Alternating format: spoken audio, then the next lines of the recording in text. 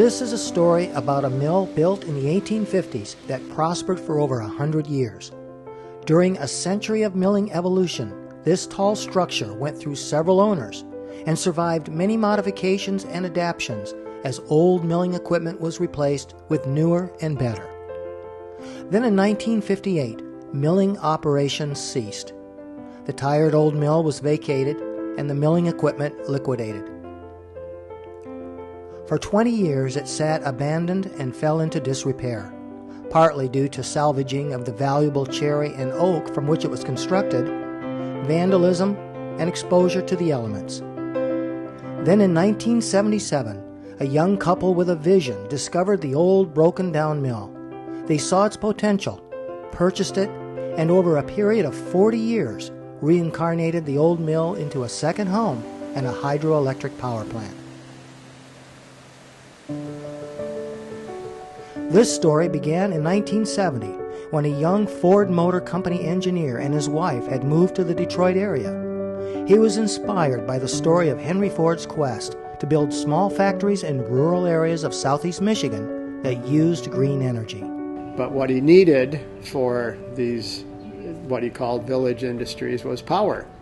And this was back in the teens and the 20s, and there was no rural electrification at that time. And so the only thing he could do for power is look for the old mills, dams, and possible rivers or streams where he could construct a dam, and that's where he put his little factories that employed anywhere from, I think the smallest might have been in the neighborhood of a dozen people up to several hundred. Mm-hmm. And those were dotted all around southeast Michigan, and as I said, 2 dozen total. And I thought that was very clever. And being an engineer, I wasn't just an engineer in job, I was an engineer by career and by aspiration. And I thought that was really neat because we could do the same thing and be completely energy self-sufficient. That was the original goal. So Bill and Carol Jean began their search for a suitable mill, a diamond in the rough that could be renovated into a second home and the potential to create its own electrical power. So we had 5 criteria as we started looking. The place had to be worth restoring and making into a summer home. So architecturally, we wanted something cool. It had to be plumb. We looked at too many buildings that were like this. The dam had to be sound because we didn't want to get into civil rebuilding a dam. It had to have enough head of water to generate electricity. A reasonable amount. And it had to be cheap because we didn't have any money. Finding a mill was challenging. Old mills in the 1970s were not as well preserved as they may have been in Henry Ford's day. Historic mills that they did find also came with a high asking price. But the Stockhausens were convinced there was a mill somewhere within their budget. We started with Northville. We drew a 50-mile radius around Northville and checked out every mill, hydro, dam, any possibility, and then increased it to 100. And continued. Every weekend we would leave before dawn so that we would arrive at the last place we stopped on our list at dawn and work until dark and then head for home. And we probably went through, I don't know, what do you think, between 200 and 300 mill site hydro possibilities. And then we found this place. It had no windows, no doors. You could drop a VW bug through the holes in the floor. The siding was flapping in the breeze. A section of the basement wall had been bulldozed in. It was a dilapidated mess. And half of the town folk wanted to torch the building because it was such an attractive nuisance. It had been abandoned in that way, in that condition for 20 years. The other half of the townsfolk wanted to restore it. They could see that it was a diamond in the rough and that it was a part of the legacy of the town, but they just didn't really know how to go about it. And along comes this young couple in their mid-20s. And as far as that young couple was concerned, we could do anything. We were going to live forever. We were strong, capable. Well, we now know none of that's true. But of course, we were idealistic, and they don't call Saint Carol Jean for nothing. So the night we came out to make an offer to the village, he walked in and said, "My wife and I are here to offer you $3,000. And they said, "We'll take it. But here's the deal. You have 5 years to restore the exterior and get it closed up. Otherwise, it reverts back to the village, and we don't want it. So get it done." So in 1977, Bill and Carol Jean Stockhausen closed the deal with the village of Bellevue, Michigan, and became the proud owners of a dilapidated old mill on the Battle Creek River. We brought Carol Jean's mom out to see the place, when we just had bought it, and she likes old things and antiques, so she appreciates that sort of thing. But we were walking around the outside of the building here, showing her the building, and she just kind of shook her head and she said, "What have you gotten my daughter into now?" So I think that said it all. Back in Northville, the Stockhausens were busy raising a family while living in and restoring another historic diamond in the rough, their home. Bill was working full-time at Ford, and on top of that, Bill was president of the Northville Historical Society at that time, and he would get all the mail that came in and then disperse it to the various people. And in it were historical magazines, and along comes a Michigan history magazine about a young couple starting up an architectural firm in Kalamazoo. Actually, preservation. Preservation, yes. Historic preservation. Right. And we read this article and just felt like this is the hot ticket. So we contacted them. They met us out here and were ecstatic because they were looking for a key place that they could restore and then show others. And that would be their calling card. And you have to appreciate at the time, a lot of people didn't care about old buildings. I mean, it was junk. Just like antiques at that time was just more stuff or junk. But then it started picking up in popularity, but this young couple could see ahead that preservation of historic buildings would be a valuable capability to have. So living in Kalamazoo, they hired a whole group of students from Western, and they all literally moved here to Bellevue for the summer. They found a house that was for sale and contacted the owners to see if they would rent it to them, and these kids just slept on the floor, and they worked from sunup till sundown. It's been a whole summer. We were working frantically back in Northville, getting things ready for them, doing the windowsills, getting the windows, building the door. Yeah. And they were installing the siding and doing the roof, and then when we brought the windows and doors out, they installed that. So we kind of worked together on the whole thing for that whole summer, and that was the summer of '77. the original plan was to fix up the exterior of the mill, get it closed up and secure. Then, little by little, rebuild the interior, and eventually install an electrical power generator. But in 1978, a new federal law regarding renewable energy convinced them to rethink their timeline. The feds passed the what was known as the PURPA law, which mandated that the utilities had to buy renewably generated energy from any kind of a small power producer. So that included solar, wind, hydro.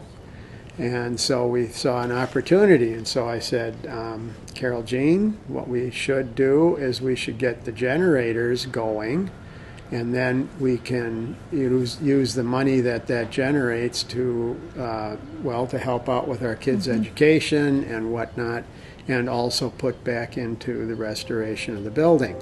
It took every spare minute over the next 3 years to repair the previously bulldozed basement wall, clear the tail race, rebuild the head race wall, and to install the turbines and generators. But we couldn't afford to hire anybody to do this, so we did the whole thing ourselves. And we found used equipment where we could, like the generators are just simply induction motors. And so we just went to used machinery dealers, found a couple of motors that we could use as generators, and then went to junkyards and found pulleys and belts and I-beams and other things. The electrical cabinet was rescued from a junkyard and those kinds of things, and we used all of that. And because Bill is basically a car guy, we have many car parts worked into the design. Right, into the gate operation. Repairing the mill's exterior and getting the generators online was only the beginning. There was still the interior to think about. And I did a complete inventory through the whole building of all the beams, the columns, the joists, the flooring, everything that was needed.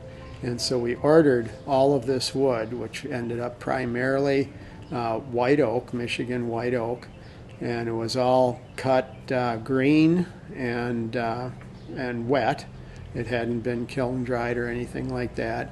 And the total order arrived in 2 double-bottomed semis, and they had a cherry picker on the end of one of them. They just picked up all that lumber and they just dropped it right here in the yard.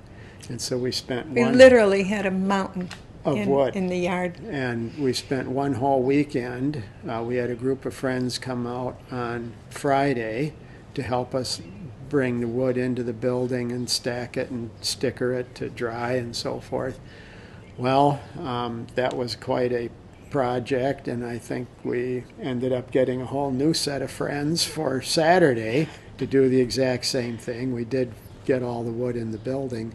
And the piles were... Yeah, we had, for instance, on the second floor, just for the flooring, we had 18,000 lineal feet of 1.5 by 6 inch wide white oak boards that we stacked in 4 stacks, 14 feet long by 10 feet wide by 6 feet high.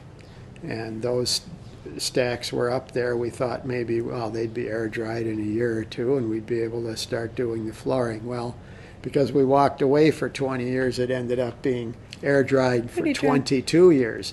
And as you can see, the floor is still very tight, even though it is plank boards like the original. And, so that worked out well also. And at that point, we basically closed the building. The generators stayed running that whole time. And so nothing else really got done for the next 20 years. Over the next 20 years, very little work was done on the mill. The Stockhausens had their hands full raising their 5 children. Family had become a priority. But the mill was their sanctuary and served as a great family recreational getaway. Well, even when the kids were very tiny, they could amuse and entertain themselves for a whole day with the river. They'd start above the dam swimming.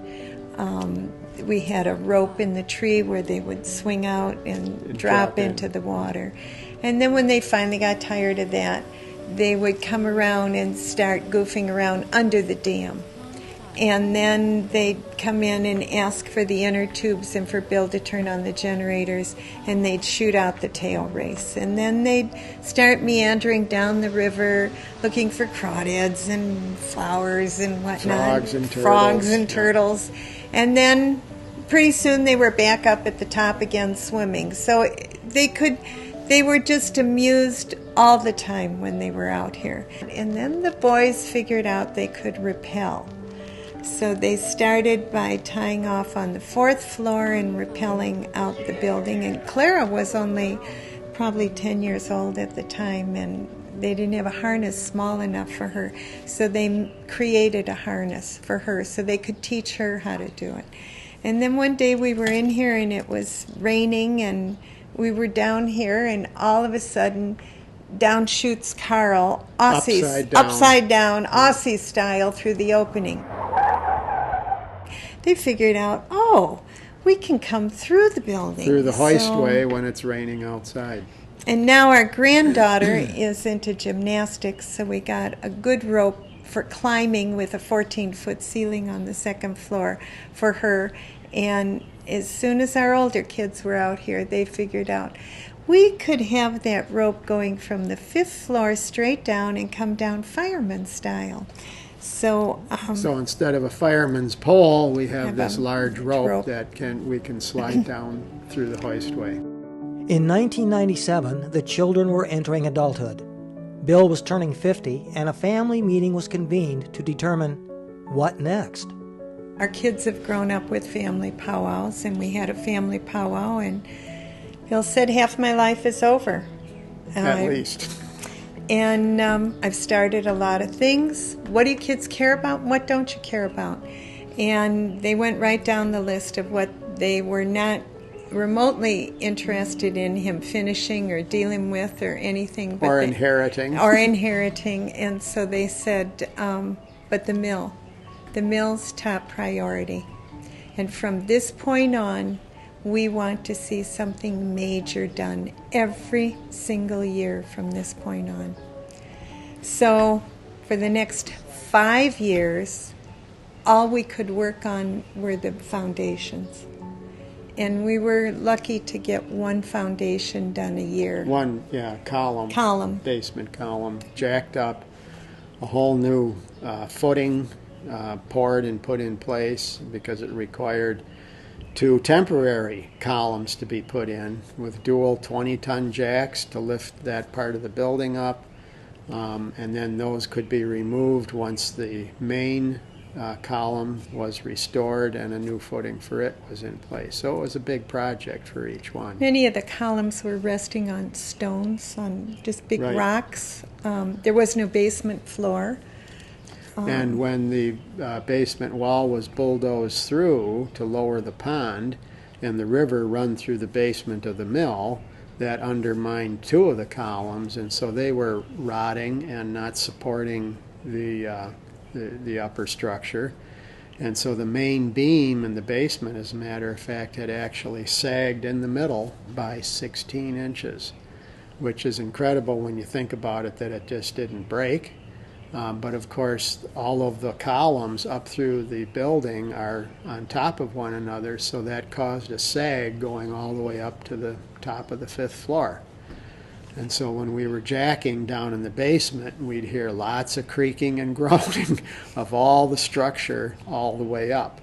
And with each level, you were jacking a lesser amount as you reached the top of the building, but you were basically jacking the whole building up.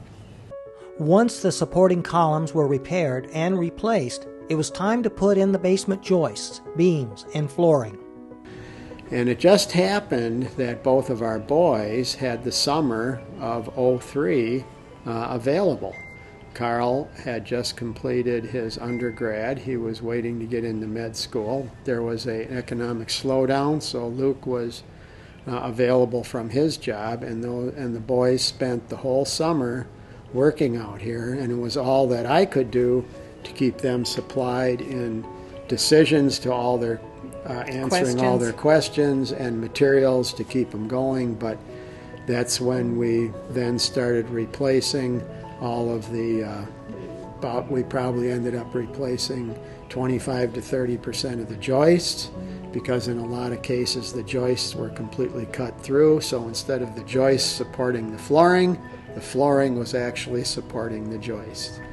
And we started in the basement. There was no basement floor.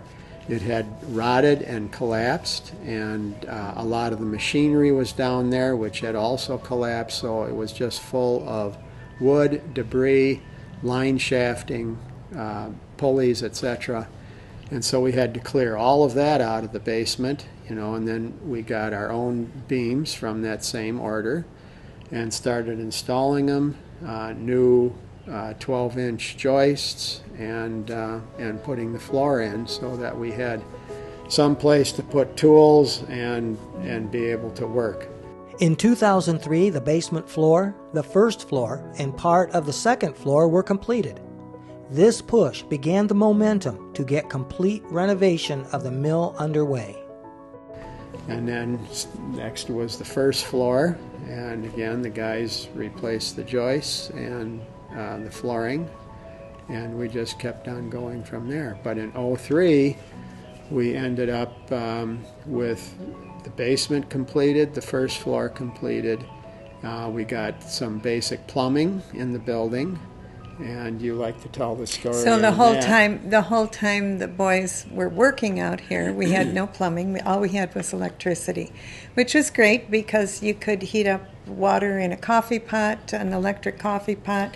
You could use cook food electrically. You could use a electric skillet. So, and we had a refrigerator out here. So every weekend we would bring enough food for the guys to get through the next week. And at the end of the day, their only choice was to jump in the river. There was a porta potty in the local park, and they would have to, that was where their facilities for the summer.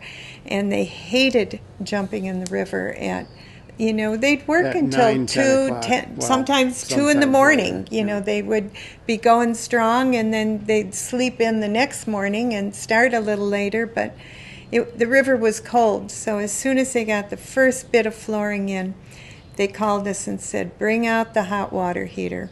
We brought it out, they set it up on the first bit of flooring, ran a garden hose out with a shower head on the end and out the back door, and at least they could take a hot shower at the end of the day. But that was our tipping point, was the boys being here in 2003.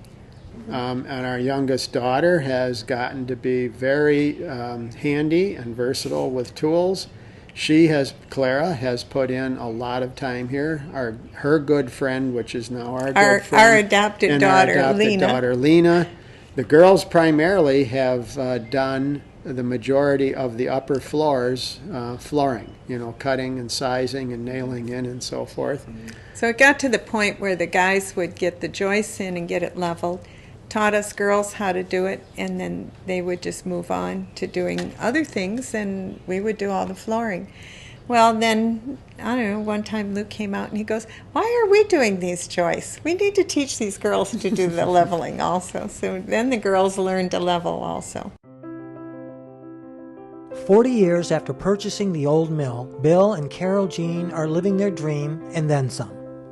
The basement is a fully functional workshop and houses the turbines and generators that produce clean energy. The first floor is a comfortable, wide-open living area, and the second floor serves as a dormer with plenty of room for an extended family. What they had not counted on when they purchased the mill was the lifelong lessons and values learned by their family and friends who shared their journey in giving this old mill a new life. So in retrospect, and this is something we didn't consciously plan, but over those years and the time and the effort and the energy that was put into the mill has turned out to be very valuable because it was a Stockhausen family project. All the kids got involved in it. They all learned to work hard, and they became skilled at working with their hands and working with tools and knowing about construction and these things. And all of that has proved very valuable in their lives over time. One of the nice things is we would often hire local kids for manual labor. And at the end of the day, when I would write them a check and hand them a check, I would say, thank you. And they'd say, no, thank you.